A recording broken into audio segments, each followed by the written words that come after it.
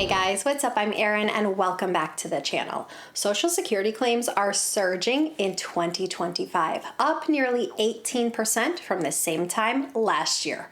Headlines are screaming insolvency, administrative chaos is brewing, and millions of Americans are filing earlier than ever. But here's the real question. Is this fear-fueled rush costing people big time in terms of lifetime benefits? Let's break it down with some nuance, some details, and some critical thinking. Let's look at the numbers. From January to May of 2025, retirement claims rose 18% compared to the same period last year. We're on pace for over 4 million claims this year, a 15% jump over 2024. The average age to claim is dropping. More and more Americans are filing at age 62, the earliest possible age to claim. So why the spike? Well, it isn't just one cause. There are three powerful forces converging all at once. Number one, demographics.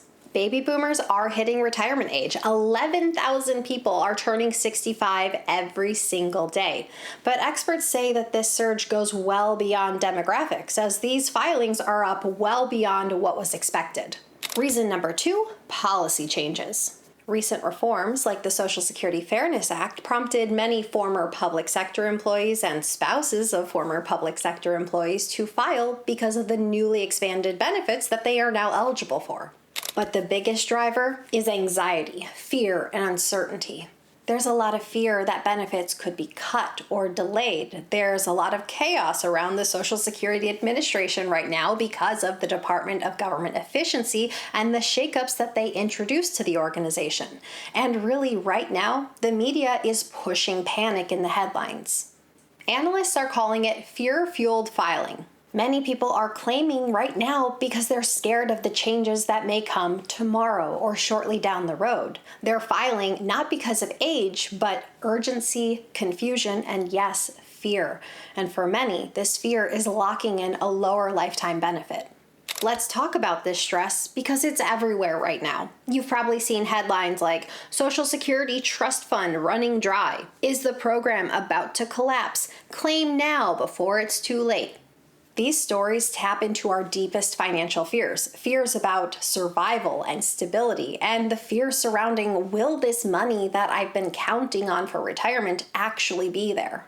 And I get it. When something as foundational as Social Security sounds like it's in jeopardy, it's hard not to feel a sense of panic.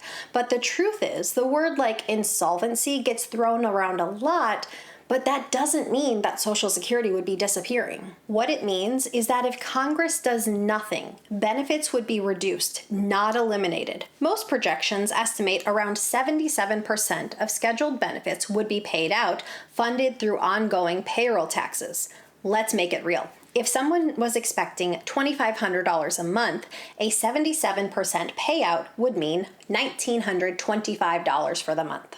That's a cut, yes. And would any sort of cut feel good? Absolutely not. But it's important to keep in mind that that's not nothing. It's not a whole system collapse. The Social Security trust funds are projected to become insolvent by early to mid 2030s, so we still have some time. And I do clearly want to state that I believe that reform will happen, but I wanted to illustrate what would happen if reform did not happen. Now let me share something that I see firsthand. Whenever I post a video that touches on Social Security, whether it's a retirement simulation or just talking about the subject of Social Security, inevitably I am flooded with comments like, I'm claiming as early as I can before it runs out, or Social Security won't even be there when I retire.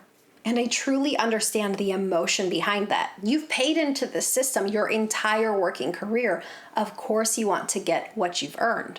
But the problem is, when fear dominates the conversation, people tend to make reactive decisions rather than strategic ones.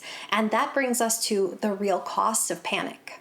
Claiming early, especially at age 62, means accepting up to a 30% reduction in your monthly benefit for life. That's not just a smaller check for a few years. That is a smaller check every single month for potentially the next 20, 30, or even 40 years. But here's the real kicker. These fear-driven decisions often become self-reinforcing. More people claim early, the surge makes headlines, the headlines stoke more fear, and the cycle repeats. And far too many people are making one of the biggest financial decisions of their entire life based on emotional headlines and reactions, not based in fact. And this video is not intended to scare you into waiting. This is about slowing down, zooming out, and taking in the full picture. Because Social Security isn't just a benefit, it's a strategy, and it deserves clear thinking, not clickbait reactions. Let's walk through a real-world case study to understand the long-term impact of when you claim Social Security. We'll look at an individual who has a full retirement age benefit of $2,500. If they were to claim at the age of 62, their benefit would be reduced to $1,750 a month or $21,000 a year. Assuming they lived to the age of 85, they would receive Social Security for 23 years with a total lifetime benefit of about $483,000. Alternatively, if they claimed at full retirement age of 67, they would receive about $30,000 a year. And if they lived to the age of 85, they would receive Social Security for 18 years with a total lifetime benefit of $540,000. If they delayed all the way up to 70, this benefit would further increase. But the total time they received the benefit would be reduced. Now, all of the numbers displayed here are prior to any taxes or any sort of cost of living adjustments, with the simple illustration in mind to show the trade-off. And just a little hint here, once you factor in the cost of living adjustment, the difference between claiming early and delayed claiming actually narrows, so it's an important factor to consider. Let's take a moment to talk about breaking even. The break-even age is the point where waiting starts to pay off. Let's compare claiming at age 62 versus waiting until full retirement age of 67.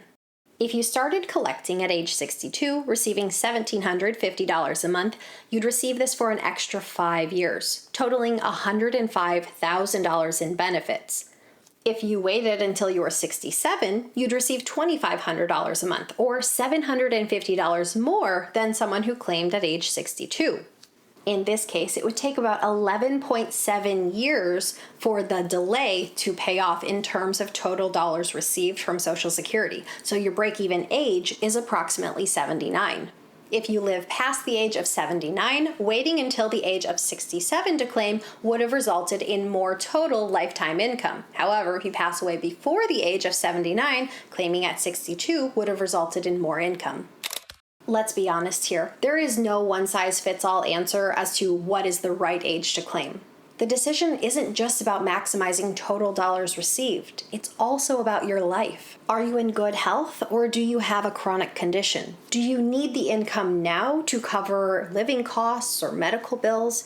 Do you have a spouse whose claiming strategy affects yours? Are you worried about long-term care, caregiving, or inflation risks later in life?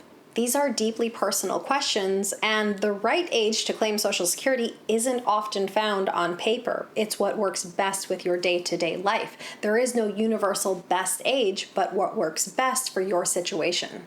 If you're in good health or you have other income streams, delaying when you claim can absolutely make sense. It can give you more flexibility and more protection later on in your retirement years. However, if your health is uncertain or you simply need an income source now, claiming early can absolutely make sense. The key is this: claiming Social Security is a financial decision, not an emotional one.